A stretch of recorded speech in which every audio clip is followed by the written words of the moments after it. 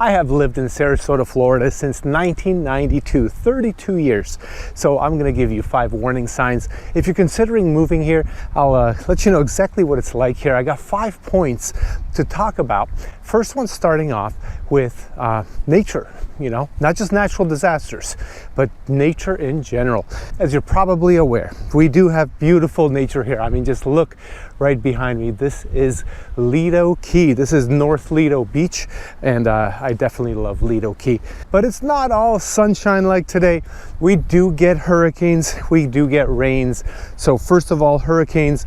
Listen, if it's your first season, first time going through a hurricane, you're probably going to be afraid because everyone's going to be talking about it. And it's just going to be like, oh, did you get your water supply? Did you get your toilet paper or whatever? Get your food and all that stuff. Do you have a generator? Sure, hurricanes cause damage. Let's be honest. But the reality is that all those spaghetti models these weathermen put on the news are inaccurate.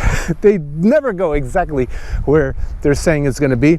And at this point, when you pull up a spaghetti model of where the hurricane is supposed to hit, you're going to have about like 150 different possibilities, which basically makes the weatherman correct and also completely incorrect, because the probability of one of those hitting is pretty high because they got like 150 of them. But after a while of living here, you know, and this applies especially if you're a little younger, if you're in your 20s or if you're single and something like that, hurricanes kind of tend to turn into hurricane parties. So you don't really need to be afraid of that. People get together, people kind of go to the safest house, maybe 10, 15, 20 people. And you know, who brings the beer, who brings the snacks, right? Who has the flashlights and extra towels maybe. Now, aside from hurricanes, summertime rains, let's talk about that. So it's really interesting, you know. I have had a situation even where the summertime rains got me, and here's what happened. I was literally 14 years old riding my bicycle in a gated community in Palmer Ranch to Sarasota Square Mall, which is no longer in existence. And I got on my bike, and within 5 minutes I was completely drenched. But mind you, it was a sunny day. It was a beautiful sunny day. But then I got completely drenched. By the time I said, well, I need to go get a new shirt, I can't go to work like this, I turned around and I went back home to get a shirt. By the time I got back, it was a sunny day again.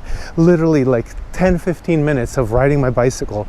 And we went from sunny to a cloud coming in, pouring rain, getting me totally drenched, and then back to sunny again. And then all the water vapor in the air, you can kind of see it off the asphalt and the pavement, you know, evaporating.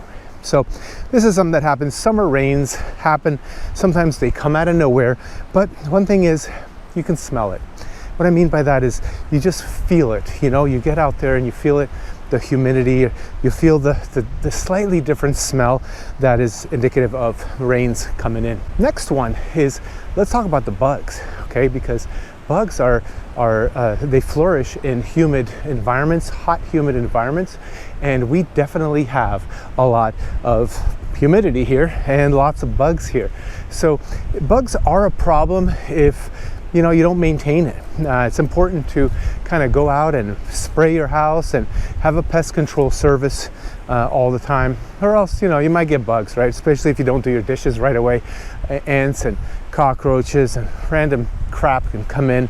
If you don't have screens on your windows, the mosquitoes might come in. I mean, overall, just maintain your home, protect it from the outside, and have your relative humidity low. That has to do with mold, which is, you know, part of our nature conversation. If you don't keep your relative humidity at 60% or less in your home, then you are, you know, prone to developing problems when it comes to moisture, mildew, and maybe even mold. And lastly, when it comes to nature, let's talk about the alligators. Everyone's always afraid, oh, alligators are gonna come get you.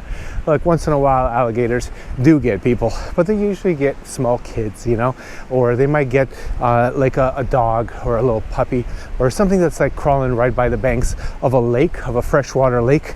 Now, alligators can be in salt water, but mostly they kind of stick around in the freshwater. So watch out for your lakes, especially if you're inland. But on the coastline, the population tends to get controlled by the county. So if they see a big gator, they'll kind of fish it out, you know. But in the middle of Florida, That's different, you know. They have some big ass lakes over there, and sometimes a gator will get in there. All right, that was the second warning sign before moving to Florida, is the cost of living. It used to not be a warning sign at all. It used to be actually relatively cheap compared to, you know, all the other states out there. This was one of the cheapest states to live in and even buy real estate in. Right now, it is damn expensive. The median price of a home in Sarasota, where I live, is like $500,000, you know? So the national average is under $400,000. Right off the bat, over 20% more in terms of median price of a home. But of course, we got beautiful beaches like this, you know? Now, aside from cost of living, we have the highest home insurance rates. And whether that's condo, townhouse, single family home, doesn't matter. The rates are the highest in the entire nation, averaging at right around $6,000 a month. Now, on the plus side, we have pretty low property taxes, about 1.2% of the property value. So if you buy a $500,000 median price home, your taxes, you know, will be about 1.2% of that. What is that? About $6,000 a year. But then we also have the homestead exemption. So if you live here as a primary residence, you're going to get to save a lot of money. Just look up Florida homestead exemption, and then you can see how it's a benefit to live here full time. But the cost of living in general is also higher because you kind of need a car to live here. You know, relying on public transportation is a bad idea. In our area, Sarasota, Florida, the SCAT bus comes as a Sarasota County Area Transit. The SCAT bus comes sometimes, or I mean, it usually comes, but sometimes it doesn't come, okay? Sometimes it just doesn't make it, or it's late, 15, 20 minutes, and it only comes once per hour. So you kind of have to have a vehicle. It's not really feasible to Uber anywhere because they'll take your ride and then like 5 minutes before getting there, they'll cancel it because they'll have something a little closer. So it is one of those problems that your expense of living here goes up because you kind of have to have a vehicle. Now, the third warning sign is, believe it or not, racism. So this is a controversial topic, right?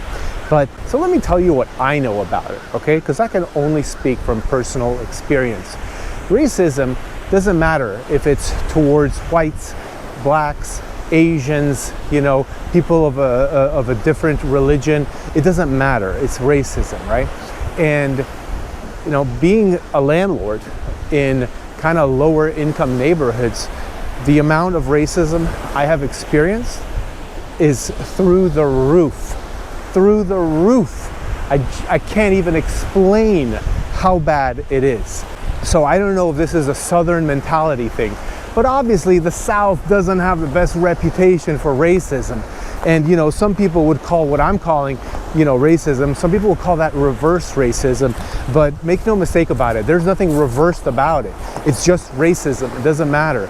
But on the flip side is there's a lot of, you know, old town honkies, let's say that. And depends where you go, right? You don't really see them on the coastline, but you start going inland Florida, start being in the middle of nowhere, well, you might see some racism there. You might see a lot more Confederate flags going up. You know, it really depends where you are because every city has its own little feel to it, right? But I did want to mention another thing that, you know, my area, Sarasota, Florida, is 96% white. So obviously it's going to be like you're going to feel out of place, you know, if you're anything but white. There's pockets of areas, but we don't have an Asian community. We don't have like a Southeast Asian community. We don't have many Muslims. We do have them. I know a few. I have a few tenants that are Muslim.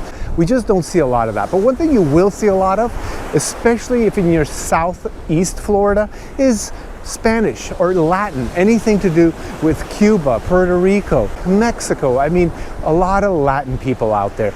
Now, I haven't experienced any racism from or to that community, but in general, you know, it's mostly white where I live, and that's not the same for the rest of Florida. It really does differ everywhere you go. So if you're, you know, concerned about that, so go on Google and do a search of the ethnicity of different populations, you know, in different areas if you're considering moving here, okay?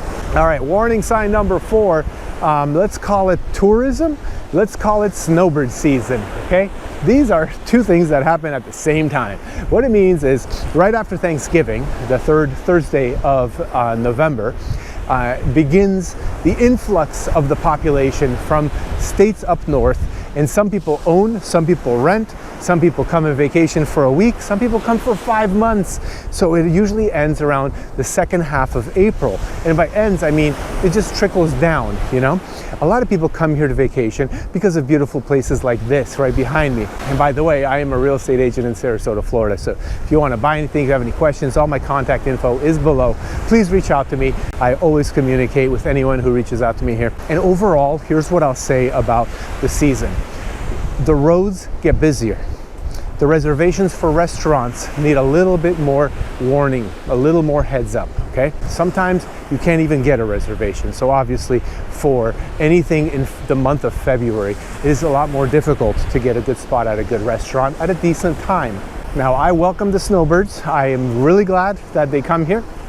Part of our economy, a big part of it, is based on tourism, based on people coming and visiting and spending their hard-earned money over in Florida. That's why we have a lot of restaurants, a lot of places to go, and a lot of activities. Really, this is a beautiful, wonderful place to live and to vacation. And you know, for a lot of snowbirds, the homes aren't that expensive. I mean, they're not that cheap either, but it's definitely affordable. And it's, you know, sometimes you sell a property in the Northeast and downsize to something smaller, and you still have plenty of money left over to buy a property cash in Florida. You can be on the beach for about $1.5 million, and you can be in a beautiful single family home for about, you know, $600,000, at least in my area, in Sarasota, Florida. And point number 5 that I want to warn you about are the scammers. Listen, Florida, for some reason, attracts a lot of weirdos, okay? And a lot of scammers. There's lots of fly-by-night contractors. There's lots of door knockers, solar salespeople. They might not be scams, but sometimes they are. Or even people that just door knock you for a roof, you know? Oh, I can get you a free roof. A lot of that stuff is illegal, but anyway, they keep doing it. So you have to just like beware. I always recommend get referrals. If you're gonna go and hire a remodeler, get referrals. You want to check them online. You want to see if they're legit, how long they've been around for. You just want to make sure you're not giving anyone money. You want to check their license with the city or the county to make sure that they're registered locally. You want someone that's been in business for 5 years plus, okay? Because there are a lot of scammers, a lot of companies open and then they close and then they rebrand and then they open again and close. They'll take your deposit money and then they'll move on to the next job that gives them the next deposit money. And whoever calls the most and barks the loudest gets their attention. That's who they start working on. That's the property they start working on. So I just say, watch out. There's a lot of weirdos out there and a lot of people who think that it's easy to pull a fast one on, you know, the elderly, which is just crazy that people do that. People prey on the elderly. Shame on you guys that do all this stuff. But it's not hard to find good people either, okay? I have plenty of contractors that I've built a relationship with that I know will show up, do a good job. Usually you get what you pay for, that's the bottom line. So if you're paying bottom dollar, you're getting bottom work.